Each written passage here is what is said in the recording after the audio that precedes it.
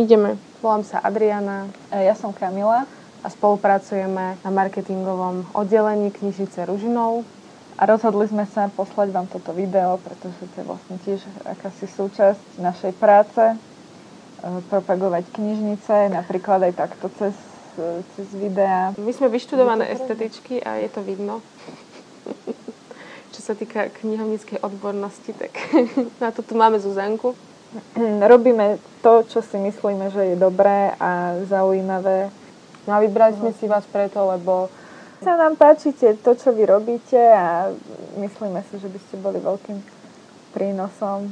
Radi by sme sa s vami aj stretli, čo my v knižnici sme radi, že máme možnosť takto sa stretávať s ľuďmi, ktorých máme radi. Ozaj, však s Danom. Však napríklad s Danom Majlingom. To bolo výborné. To je...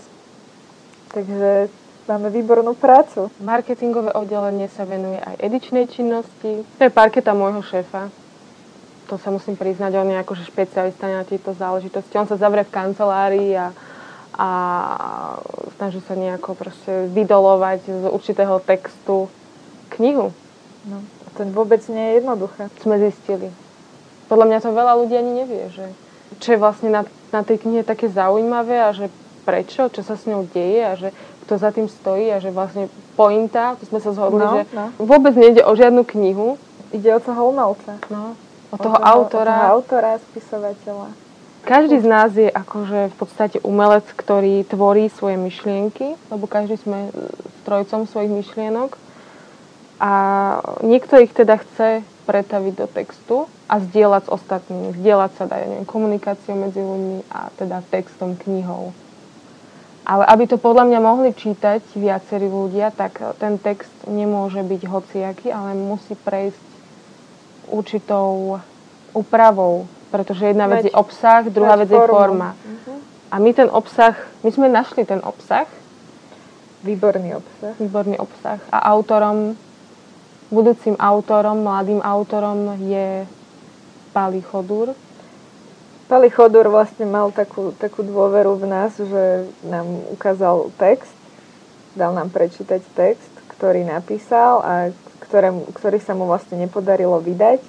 A my sme sa tak nejak rozhodli, že by sme sledovali jeho cestu stať sa autorom knihy. Že by sa mu podarilo túto knihu vlastne vydať.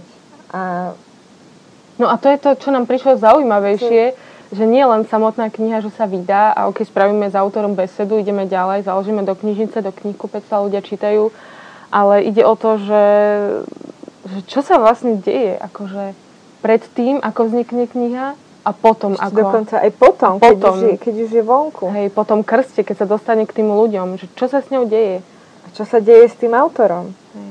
Všetko môže byť kreatívne, ak teda máme tých správnych ľudí.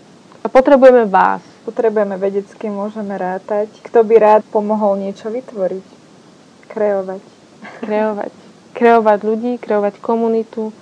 Takže rekreácia, kreácia je názov nášho projektu.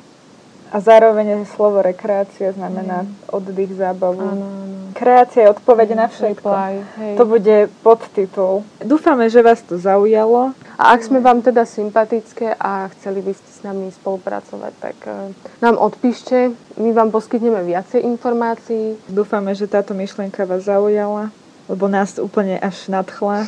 Tešíme sa. Dobre, toto bolo dobre, toto by tam mohlo byť. Hej. To by znelo tak úprimne. Tak zakry si oči. Takže áno, oslovujeme vás a